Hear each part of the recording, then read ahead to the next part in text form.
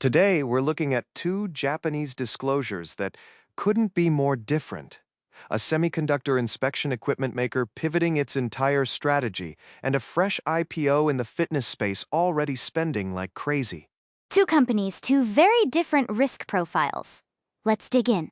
So, in spec, ticker 6656 just posted record revenue at 2.48 billion yen, up nearly 11%. But underneath that, things are getting messy. Yeah, the headline number masks real deterioration. Operating profit was flat, ordinary profit dropped 33%, and gross margin fell almost 6 points, all because of development costs on their new AI-related equipment. And cash flow turned sharply negative, right?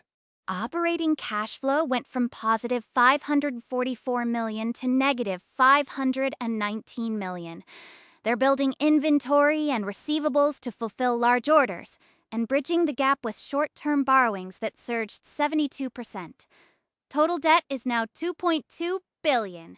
That's a lot of leverage for a company this size. What about the strategic shift?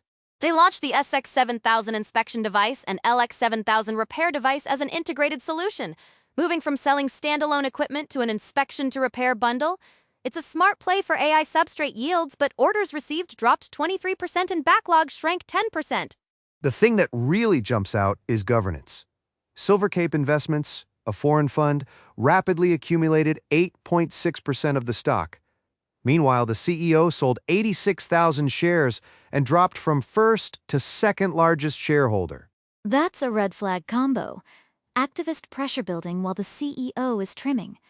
Add in a new client representing nearly 30% of sales, and you've got concentration risk on top of everything else. All right, shifting gears completely. Ticker 469 Alpha. This is a personal training gym operator that just IPO'd on the TSE growth market in December 2025. Freshly listed and already on an M&A tier. They acquired a Pilates business from Ascenders Corporation. 4 brands, 11 studios, for 225 million yen in cash. And they just signed a basic agreement to acquire the Valix JYM business for 24-hour training facilities. So they're diversifying beyond personal training into recurring revenue models.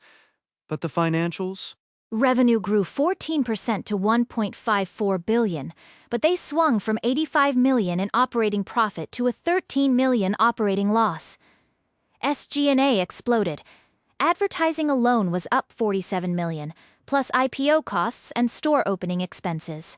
Classic growth stage story. Raise 222 million in the IPO, immediately deploy it on acquisitions and new locations. Goodwill of 246 million on the balance sheet from one deal. They also cleaned up the capital structure pre-IPO, converted all preferred shares to common and retired them. Now they've introduced restricted stock comp for directors. Standard post-listing playbook, but the operating loss deserves watching. Two companies in transition, one fighting margin pressure and activist pressure, the other burning cash to build scale post. IPO. Watch Inspec's debt trajectory and Undo's path back to operating profit. That's it for today. We'll be back tomorrow with more Japanese disclosure breakdowns.